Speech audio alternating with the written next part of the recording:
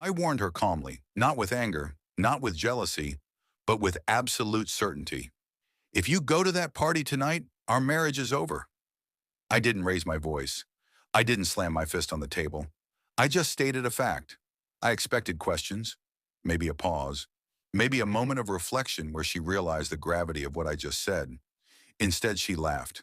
It was a cold, sharp laugh. She rolled her eyes, looked at me with pure contempt, and told me I was trying to control her. "You're so insecure," she said, grabbing her purse. "I need my freedom." That word, freedom, felt heavier than she realized. To her, freedom meant acting single while being married. It meant doing whatever she wanted without consequences, knowing I would always be there to clean up the mess. She dressed confidently in front of the mirror, convinced I would back down like I always had before. As she walked out the door, she smirked over her shoulder. She fully expected me to be blowing up her phone with texts and calls within the hour. She expected me to beg. She didn't get any of that. I sat quietly as the front door clicked shut, and in that silence, I felt something unexpected settle in my chest. Not anger, not panic, but relief. Because in that moment, the uncertainty ended. She thought going to the party was a declaration of independence. What she didn't understand was that it was also a decision, one that would change everything permanently. Our marriage hadn't reached that point suddenly. It wasn't just about one party. It had been weakening quietly for months through ignored boundaries and one-sided compromises. Every time I expressed discomfort about her flirting or her late nights, she framed it as my problem. Every concern became an argument about how I was suffocating her. I had learned to speak less, hoping that my patience would eventually be rewarded. But patience without boundaries is just self-destruction. That warning wasn't impulsive, it was the final line in the sand. When she crossed it so casually, laughing as she went, something inside me solidified. I realized that ultimatums aren't about power or control. They are about clarity. And clarity can be frightening because it removes all the illusions we use to keep a dying relationship alive. While she was driving to the party, turning up the music and preparing to celebrate her night out, I was preparing for something else entirely. Not revenge, not drama, but resolution. I stood up and walked to the bedroom. I pulled my suitcase from the top shelf. I moved deliberately. I didn't rush. I packed my clothes, my documents, my laptop. I gathered the things that mattered to me. The house was dead silent. Usually this silence would have terrified me. The fear of losing her used to be paralyzing. But tonight the silence felt like peace. It felt like I was finally taking a breath after holding it for years. I secured my bank accounts online. I transferred my share of the savings. I contacted the landlord to remove my name from the lease. I arranged things I had postponed for months out of misplaced hope. I moved like a ghost in my own home. I didn't break anything. I didn't leave a mess. I simply erased myself. My phone stayed silent on the counter. I knew she was checking hers. Every hour that passed without a text from me probably confused her. She thrived on the emotional chaos. She relied on my reaction to validate her importance. But I gave her nothing. Stillness unsettles people more than shouting ever could. I wasn't waiting for her to fail or embarrass herself. I was already finished negotiating my worth. At the party, everything felt normal at first for her. Music, laughter, attention. She posted smiling photos on Instagram, captioning them with quotes about living her best life. She was proving to herself that she was free. But then, as the night went on, something shifted. She noticed the absolute radio silence from me. No angry voicemails, no "where are you" texts. Even our mutual friends messaged her asking where I was. She laughed it off, but I know the unease started creeping in.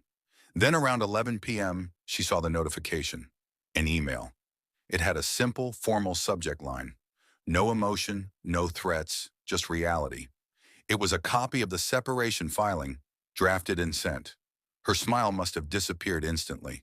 I imagined the noise of the party fading into a buzz as she read the words. Irreconcilable differences. The reality of her choice hit her all at once. Freedom suddenly felt very expensive. The party didn't end with a confrontation or a scene.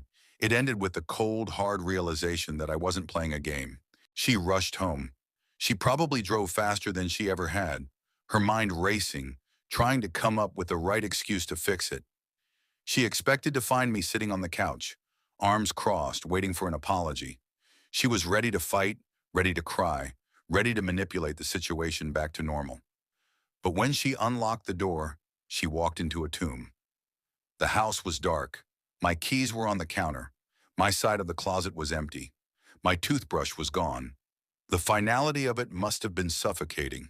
She tried calling me then, straight to voicemail. She texted dozens of times. I'm home. Where are you? Let's talk. You're overreacting. For the first time, her mockery couldn't protect her. Her freedom didn't feel empowering anymore. It felt unstable. Meanwhile, miles away in a hotel room, I turned off my phone and slept peacefully. Peace is unfamiliar when you've lived too long inside tension. I wasn't celebrating her panic. I wasn't watching events unfold with popcorn. I was just resting. When she finally reached me the next day, her voice wasn't mocking anymore. It was small, careful. She asked if we could meet. I agreed to a brief phone call. She tried to explain, framing the party as harmless and my warning as dramatic. She used words like misunderstanding. I listened without interrupting. When she finished, I reminded her calmly, you wanted freedom. You have it. But freedom means freedom from me too. You chose that road. She asked if things could still be fixed. She started crying, saying she didn't think I would actually leave. And that was the core of the problem. She respected me so little that she thought my boundaries were jokes. I answered honestly, boundaries crossed with laughter aren't repaired with regret. Regret comes after consequences, not before. That conversation didn't end with shouting or insults. It ended with silence, the kind that confirms reality instead of running from it. In the days that followed, my life felt lighter. Without the constant tension of trying to please someone who couldn't be pleased, my thoughts grew clearer. I realized how often I had confused endurance for love. Love without respect is just attachment, and attachment can be broken. Walking away didn't make me cruel. It made me truthful. Friends noticed the change in me instantly. I didn't explain much. Peace doesn't need an explanation. She, however, had to sit with the cost of a choice she thought was symbolic, not final. The party didn't destroy the marriage. Her response to the warning did. Boundaries aren't control when they're honest. They are invitations to choose wisely, and she had chosen without listening. That night shattered the illusion that my limits were optional. I didn't punish her. I respected myself. Sometimes the strongest response isn't anger, it's alignment. When someone mocks your limits, believe them